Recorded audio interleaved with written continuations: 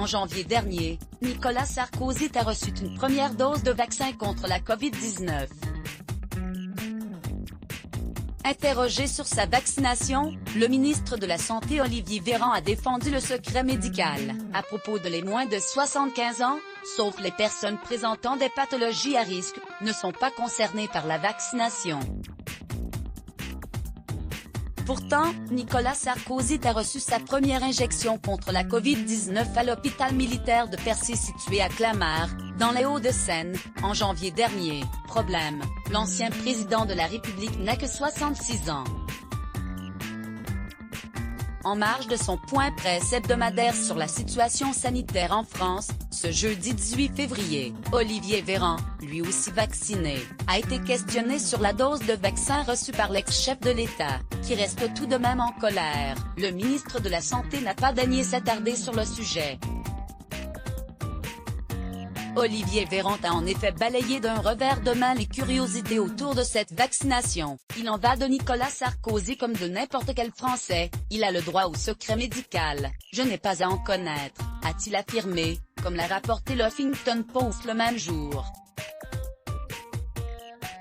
L'homme politique a ensuite ajouté, pas de commentaires. D'après les révélations de nos confrères de France Info, le médecin de la ville lui aurait injecté une dose pour des raisons de pathologie à haut risque. La nature de cette maladie n'a donc pas été précisée, tout comme le type et la marque du vaccin utilisé.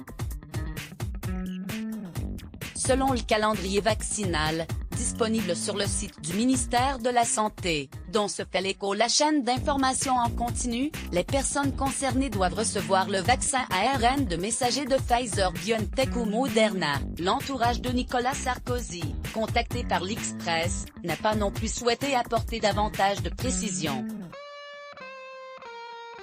Une vaccination qui agace. La vaccination de Nicolas Sarkozy n'a pas été bien accueillie par la chanteuse Barbara Lefebvre, invitée sur le plateau des Grandes Gueules, ce jeudi 18 février. Pendant ce temps-là, il y a des gens, et on en a tous autour de nous, de 90 ans, de 95 ans, de 75 ans avec des comorbidités, qui passent leur journée à essayer sur Doctolib d'avoir des rendez-vous et à qui on dit fin mars, début avril, a-t-elle pesté. L'enseignante, connue pour ses prises de position, a ensuite dénoncé le passe-droit de certaines personnalités publiques.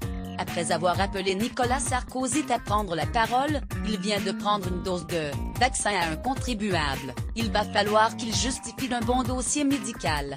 Article écrit avec la collaboration de l'agence 6 Medias Crédit Photo, Crystal Pictures Best Image Let's Block ADS. Ouais.